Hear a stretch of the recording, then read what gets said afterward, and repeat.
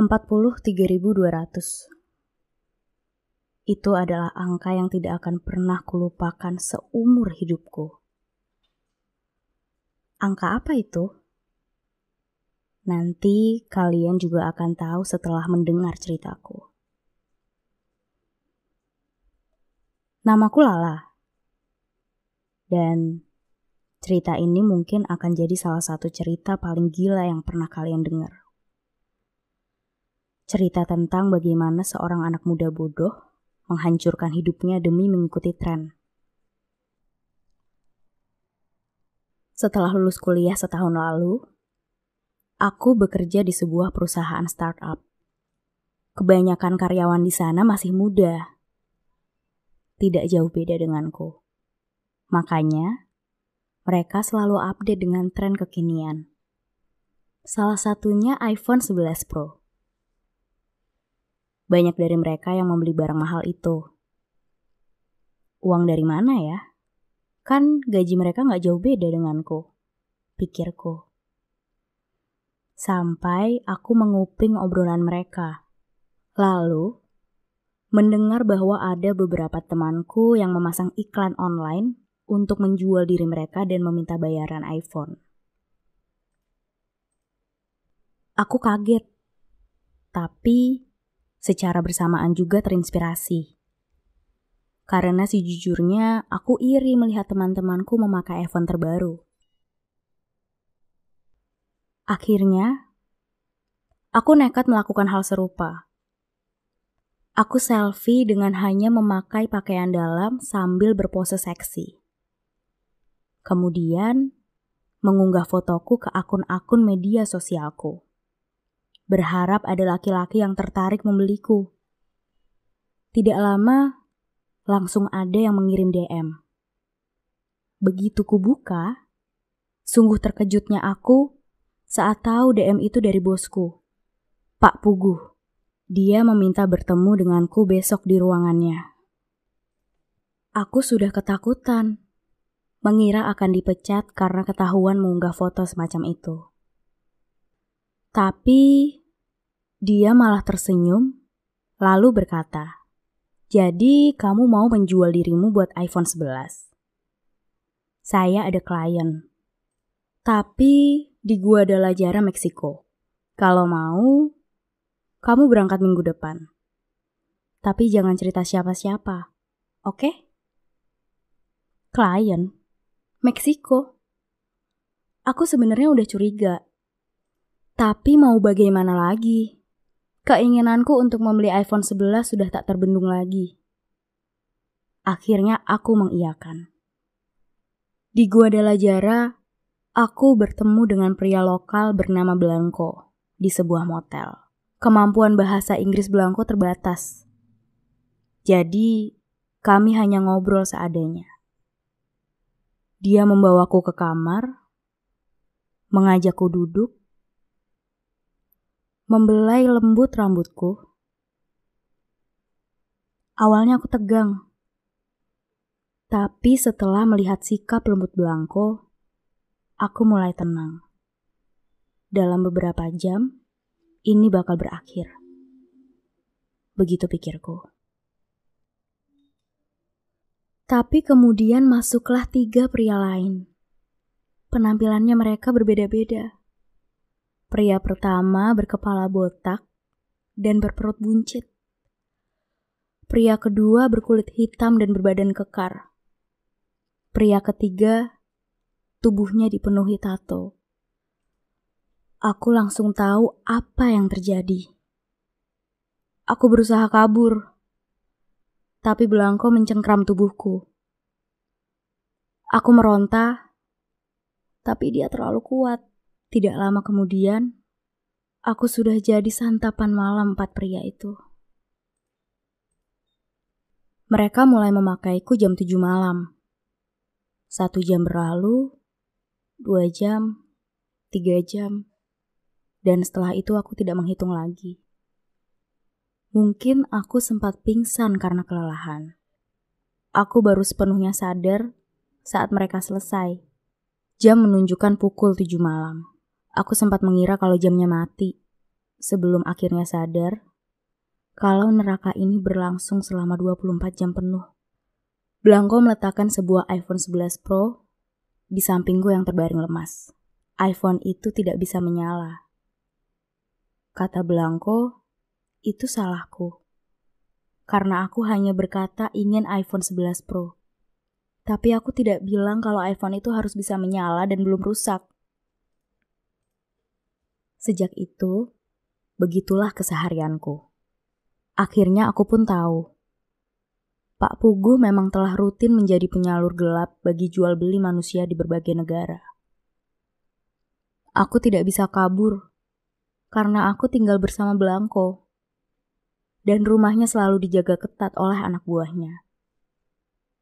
Total, aku menjadi budak Blanko selama 4 tahun. Dan selama 4 tahun itu, aku harus melayani rata-rata 30 pria setiap harinya. Entah karena alasan apa. Aku punya kebiasaan menghitung ada berapa orang yang harus kulayani. Total, selama 4 tahun itu, ada 43.200 pria yang menikmati tubuhku. Tapi ada satu orang yang masih peduli padaku. Namanya Raul. Dia adalah salah satu pengawal Blanko. Sejak pertama kali aku datang, dia jadi satu-satunya yang bersikap baik.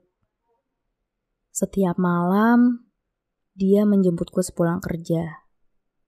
Dan walaupun di depan bosnya dia tidak berani berbuat apa-apa, begitu Blanko pergi, dia akan berusaha menghiburku. Bahkan, Raul berjanji suatu hari akan membantuku pergi dari kekangan Blanko. Akhirnya hari itu tiba. Raul membukakan pintu rumah untukku lalu berteriak menyuruhku lari.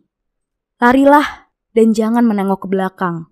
Aku langsung berlari sekuat tenaga. Di belakang, Blanko yang menyadari itu berusaha mengejar.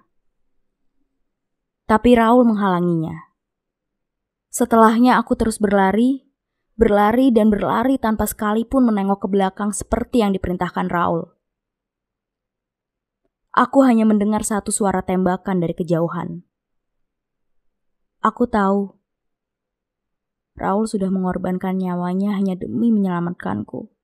Seorang gadis asing yang bahkan tidak terlalu dia kenal.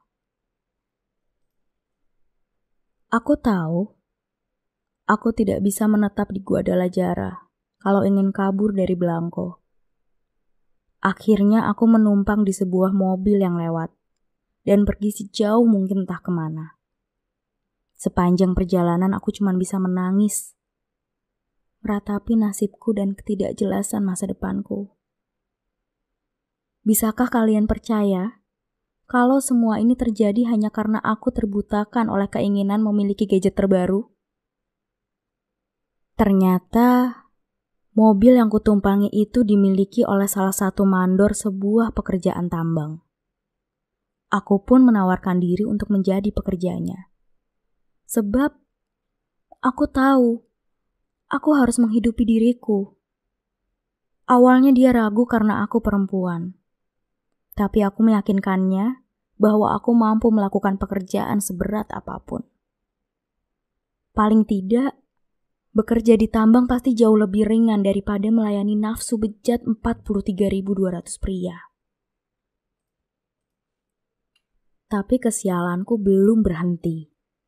Suatu hari, di tengah jam kerja, mendadak ada gempa yang cukup kuat.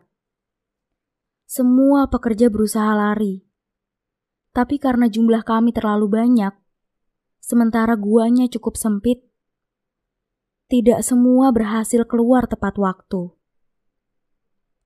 Aku termasuk yang tidak beruntung. Sebelum sempat keluar, bebatuan dari gua yang runtuh menimpaku. Sesaat sebelum itu terjadi, perasaanku campur aduk. Antara takut bakal mati dan sedikit perasaan lega. Setidaknya dengan begini penderitaan panjangku akhirnya berhenti. Begitu pikirku. Kukira aku sudah mati. Sampai akhirnya aku membuka mata dan terbangun di rumah sakit. Kesadaranku pulih perlahan-lahan. Tapi begitu coba ku gerakkan tubuhku, aku merasa ada yang aneh. Seperti ada yang hilang. Aku tidak bisa merasakan kedua tangan dan kakiku. Begitu kulihat, ternyata tangan dan kakiku memang sudah diamputasi. Menurut dokter, lukanya terlalu parah akibat tertimpa batu-batu besar. Dan aku beruntung masih bisa hidup. Beruntung? Aku tidak yakin itu adalah kata yang pas untuk mendeskripsikan kondisiku saat ini. Untunglah salah satu perawat di sana berbaik hati karena iba mengetahui kondisiku. Namanya Patricia. Begitu keluar dari rumah sakit, dia menyediakan tempat tinggal untuk sementara waktu. Setidaknya, sampai kami bisa menemukan jalan keluar atas masalahku. Karena dengan kondisiku yang seperti sekarang, pulang ke rumah pun aku tidak bisa apa-apa. Aku tidak bisa bekerja. Aku pun tidak lagi punya keluargaku. Sampai sekarang, aku masih tinggal bersama Patricia, menghadapi ketidakjelasan masa depan, dan menyesali semua perbuatanku. Aku berharap kalian bisa memetik pelajaran dari kisahku, dan tidak sampai gelap mata hanya demi mengikuti tren. Terima kasih sudah mau mendengarkan ceritaku.